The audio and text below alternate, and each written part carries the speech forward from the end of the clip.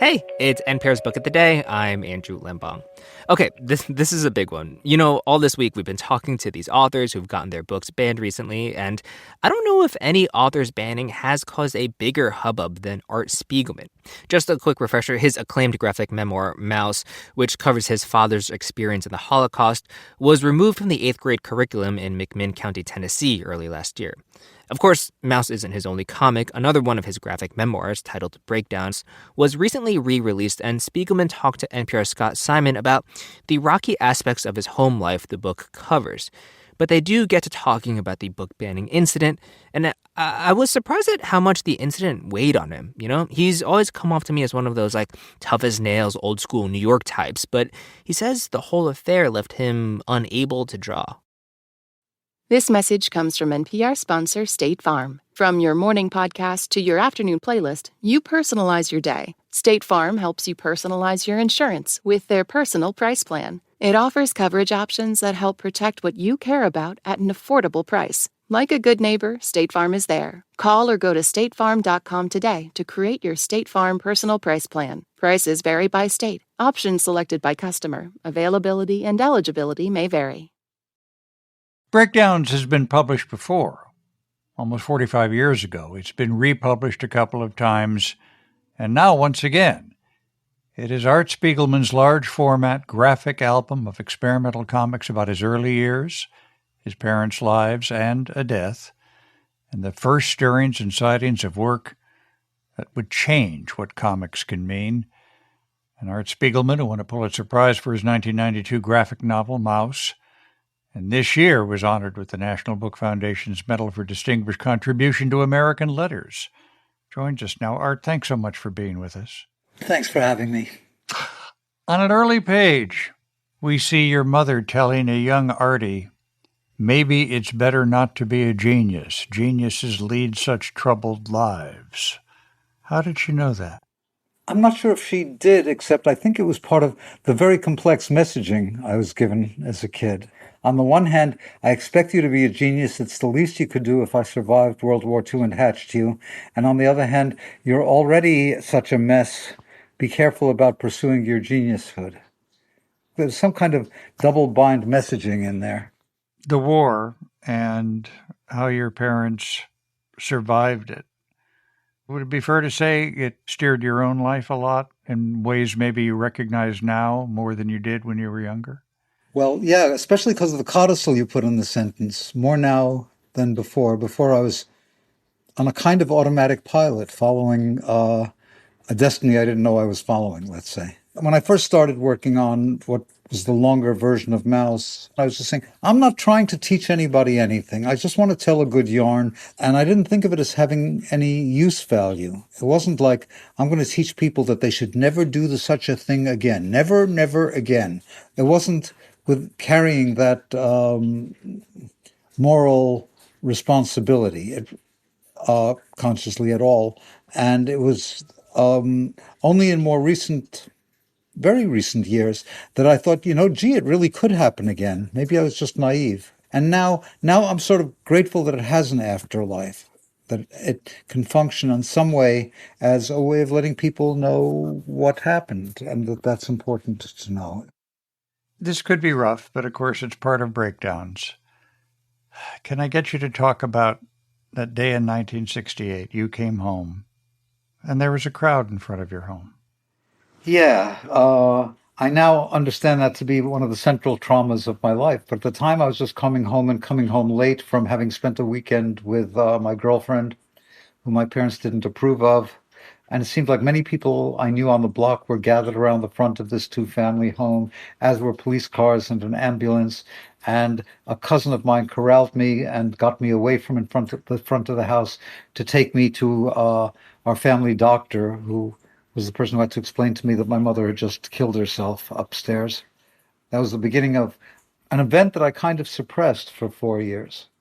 And it was only several years later, as I mentioned in another one of these little prequel strips, that the book is divided into the strips I actually made between 72 and 78, and strips much later in the 2000s, thinking back on my life and what I was doing and why. In the first part of the book called Portrait of the Artist as a Young Blankety Blank.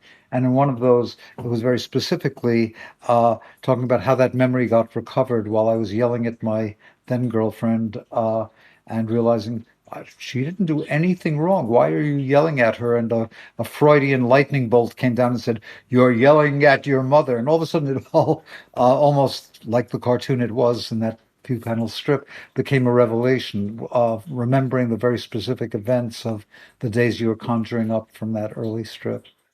What made you think and see how comics could carry all this emotional freight? Well, what was amazing to me was how ineffective the opposing argument was.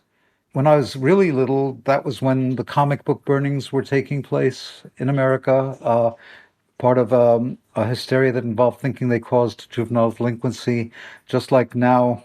Just like now, when we're thinking that there's a hysteria going around these days that will make your child gender conflicted, for example, or that the problems of our racial heritage in America would be too troubling for children to have to carry through their lifetimes, and therefore those comic books should be put on bonfires and burned, just like the ones that caused nightmares while teaching kids how to become juvenile delinquents and criminals.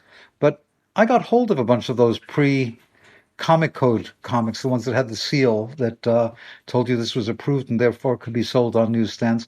And maybe they were troubling, but I was troubled. And what they were was incredibly powerful. I was reading books without pictures, but these images, especially the really great ones published by EC Comics, the Tales from the Crypt comic books, and war comics called Two-Fisted Tales that were kind of anti-war war comics by the same man who created Mad, Harvey Kurtzman, and his Mad comics, which were very much anarchic and teaching you to think for yourself and not accept received cultural wisdom. Those indicated to me that comics were as vital in what they could offer as whatever I was getting out of the library from the adult room that I wasn't supposedly allowed to take books out from. That they were Kafka could have been writing for the EC Comics if the timing had been different. May I ask you what you've been filling your mind with recently? This past year has been, ever since the first book banning, I've been turned into a metonym that is responsible for responding to the book bannings that are taking place in America to undermine our educational and library system. And I've lent myself to it, but it left me very, very lost as an artist. I have hardly drawn since last February.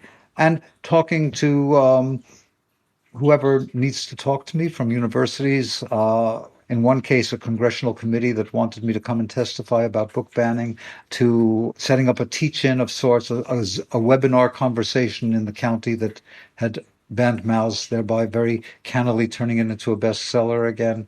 And I've just been engaged by that and allowed myself to be, because free speech is a complicated issue these days.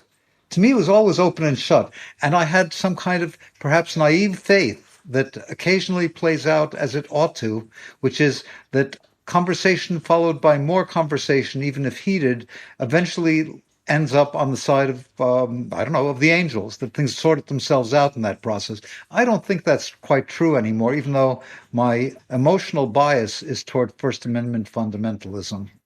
Do you still pick up the pen?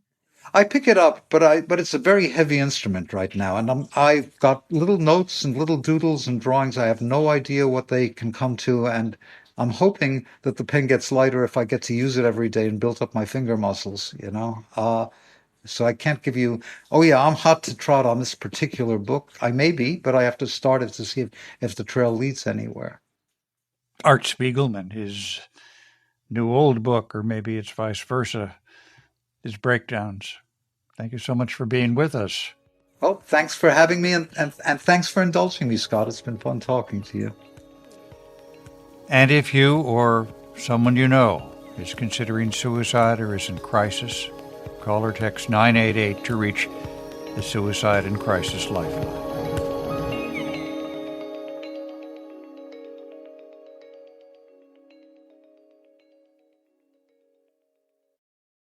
This message comes from the Big Flop podcast from Wondery. Each week, host Misha Brown breaks down some of the biggest pop culture fails in history. Listen to The Big Flop on the Wondery app or wherever you get your podcasts. Support for NPR and the following message come from State Farm. As a State Farm agent and agency owner, Lakeisha Gaines understands the support small businesses need. Every day, we get the privilege of helping people to recover from the unexpected, realize their dreams, and help manage the risk of everyday life. And for small business owners, we help them to think about all the things that are necessary so that they can continue to run their businesses successfully without interruption. As a business owner myself, I first reflect back to the experiences that I have. So we look at their liability, we look at their retirement, we look at the interruption coverage, everything that they need in order to continue to operate efficiently. Talk to your local agent about small business insurance from State Farm. Like a good neighbor, State Farm is there.